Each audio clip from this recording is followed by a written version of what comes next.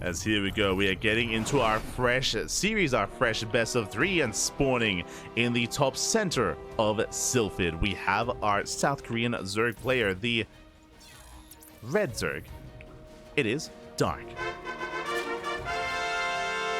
And spawning in the bottom right hand corner, we have the Brutal Protoss player, we have the blue Protoss. It is Classic. And if you're in the chat, you know what time it is. It is Gamba time. Predictions are open. Place your bets on who you think will claim this series.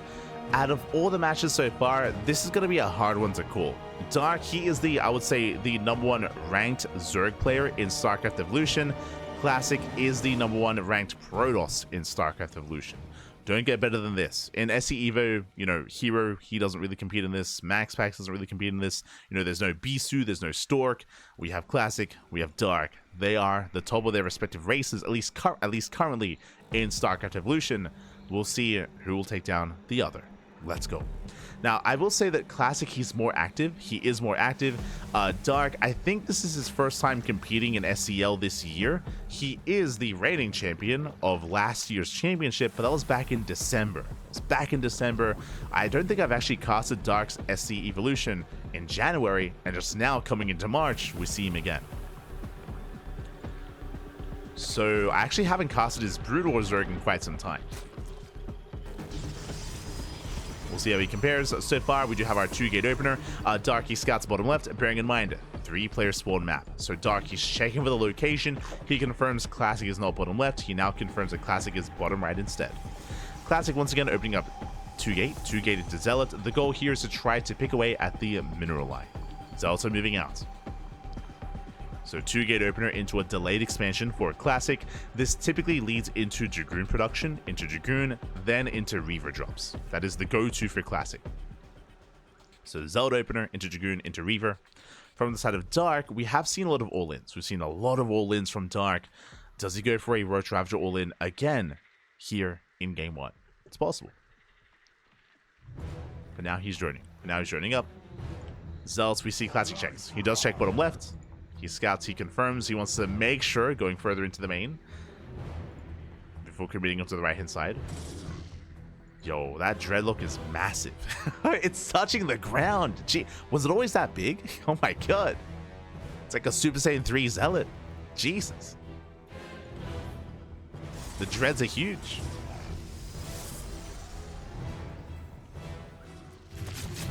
Does move out. Lings are amassing, and do you see what I see? Roach Warren. It's a Roach Rush. It's going to be a Roach Ravager all-in here from Dark. It has been one of his more favored builds against Brutal Protoss. It was like 1 or 2 pixels off the ground in Brutal. I see. Hey, look at that. Jesus.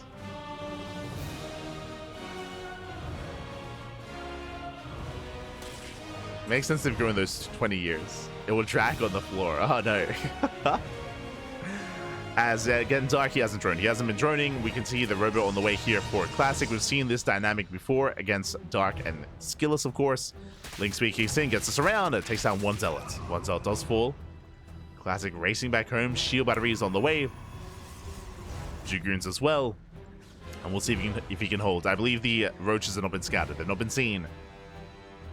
But Classic might be familiar with this build. As there's that Bay on the way for that Reaver. He needs to buy a little bit more time. He has that for a shield battery. Oh no! Takes down the bird. Not like this. Classic, calm down. Critter does fall. Dark moving forward. Army is revealed. More shield batteries on the way. There's then a second shield battery. So far, Classic, he does hold the line. First Zealot does fall. And there's going to be an opening. Boys are being pulled. Lings try to flood in. SimCity solid here for Classic. It is sold for a moment, but the Dragoon gets surrounded. Massive pickup. Dragoon goes down. Shield battery out of energy. Workers are falling. And Dark, he's done it. He has done it. He breaks through the defensive line. Reaver's on the way, but it's too little too late. Dark, he busts in. 14 probe kills. Oh my god. Clutch micro. Saves the Dragoon for a little bit longer. More boys being pulled, but for the most part, we came to the production. We'll go for the pylon. Oh no, the answer is pylon. Pylon goes down. Reaver gets denied. That means there's no defense. There is no defense. Not without the Reaver. The Reaver is necessary here. And without it, GG. Without it, GG. Dark, he busts in, he breaks through, and Dark will take a lead. GG.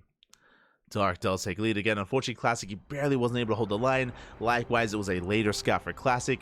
We have noticed, especially on these smaller maps and even multi-spawn location maps, Dark, he has been more than happy to just commit to these all-ins. Skilless did defend against this on Citadel, if you remember, but it was also a later all-in on Citadel as well, because it was a later scout from Dark. So with that, Dark, he does claim the first game, and now we are getting ready for game number 2.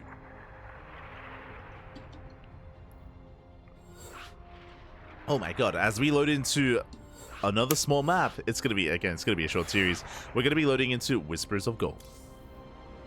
Whispers of Gold, of course, that is the rush map. Very small map, very short rushes by ground. Aggression is favored here. Aggression is favored on Whispers of Gold.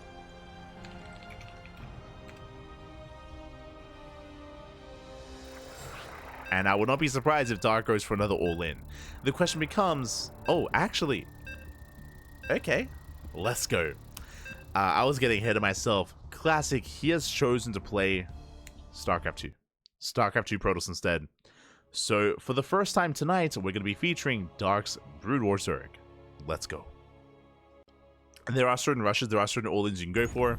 We'll get into it. As spawning in the bottom right hand corner of Whispers of Gold, we have the Brood War Zerg player, the Red Zerg, leading the series 1-0. It is Dark. And spawning in the top left hand corner, we have the StarCraft 2 Protoss player, the South Korean Protoss. It is Classic. Here we go. And Brood War Zerg is so very different here. As you can imagine, of course, there's no access to Roaches, no Ravagers either. For now, we're just joining up, soon to take our bases. Macro hatches are a lot more commonplace here for the side of Brood War. The reason for this, no queens. Or, I say, you know what I mean when I say no queens. There's no early game queen production, so there's no injects. Queens are a very different unit in Brood War. As Dark does move out for a hatch block. Okay. I see. It's going to be a hatch first here out of Dark, and I would imagine his goal here is to disrupt the opener of his opponent and go for his own hatchery on the low ground. Now, Classic, he does move down ahead of time. We did see the scouting drone. There you can see he's in position. Classic is in position to block, and he will be able to do so. Yes, yep, there we go. Oh.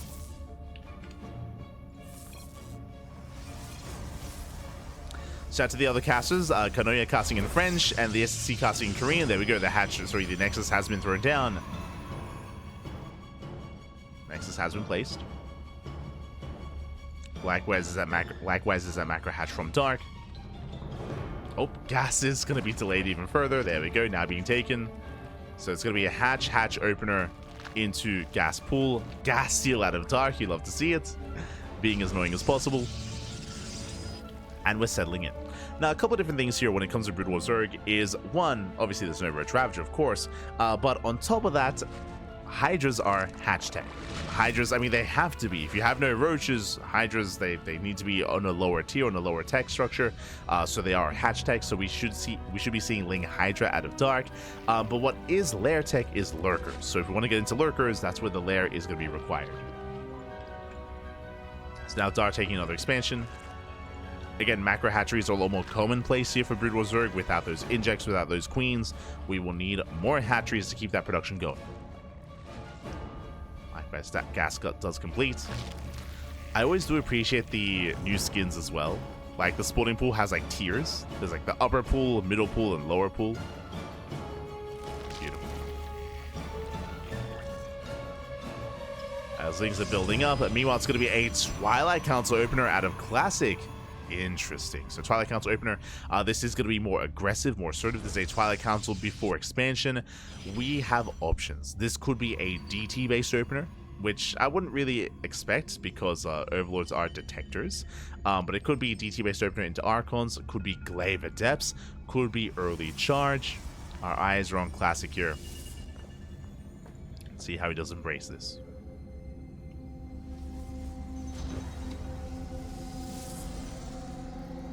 There it is. Charge is on the way.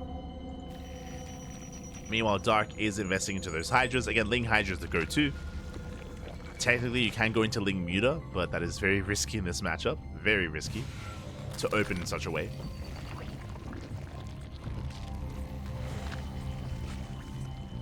Lings are keeping up.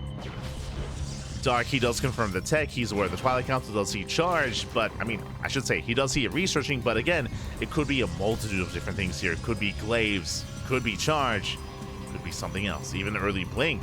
Gateway explosion here from Classic. Dark, he doesn't see the gateways. Getting up to 5 gates. And getting ready for a 2-base all-in. So 2-base all-in from Classic. Adept shades in, gets 1 drone.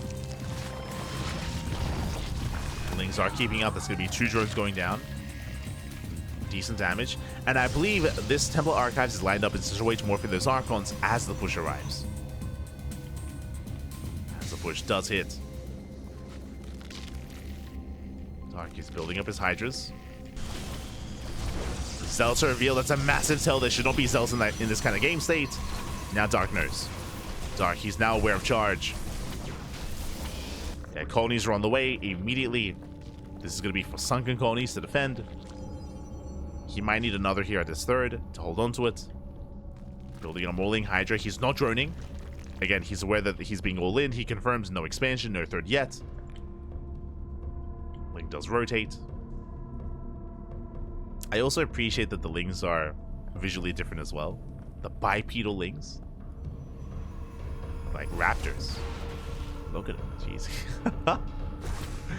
Del Scout, there is the 3rd base, but here comes the push. Here comes Classic. As he rallies across the map. Storm is on the way. Fast Storm here at a Classic. I assumed it was going to be for Archons. My apologies.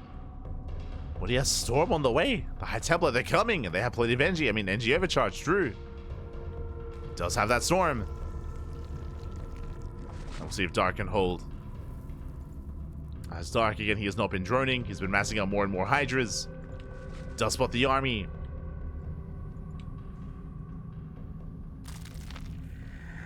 Likewise, Priest spreads those Hydras. Does spread. Storm does not connect. First zoning Storm. Hydras they engage. High Templar, they get forced back, and Dark, he's holding. He's shutting this down. Better second Storm. There's the 3rd. There's 1 Storm left. Is 1 Storm remaining, but the Storms have not been good enough. Oh my god. So he does run through that Storm. Oh, High Templar being charged down one after the other. Oh no! Gets both. Takes out both High Templar. And with that, no Storms remaining. Classic going to be forced back. He's going to lose everything. High Templar falling one after the other. And Dark, he's snowballing out of control. What is it to defend? Okay, there's another Storm. Oh my god. Massive Storm connects. And another. And that's it. That's what we have. Just 2. Just 2 Storms. Oh, never mind. There's 1 more available. Zones away. Nice split here by Dark. He does avoid. And he pushes through. He does push through. Forces the Archon. Hiding back against the Zealots. At least trying to.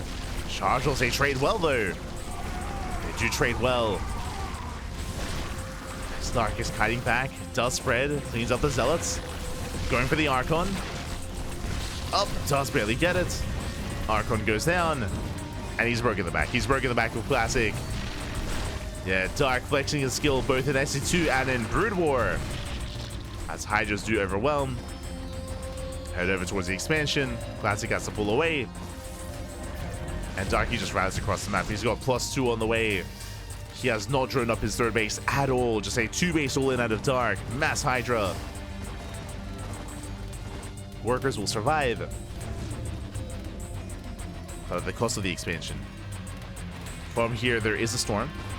Soon to be 2. Storms are available. We can see Darky just pre-splits. He respects the Storm.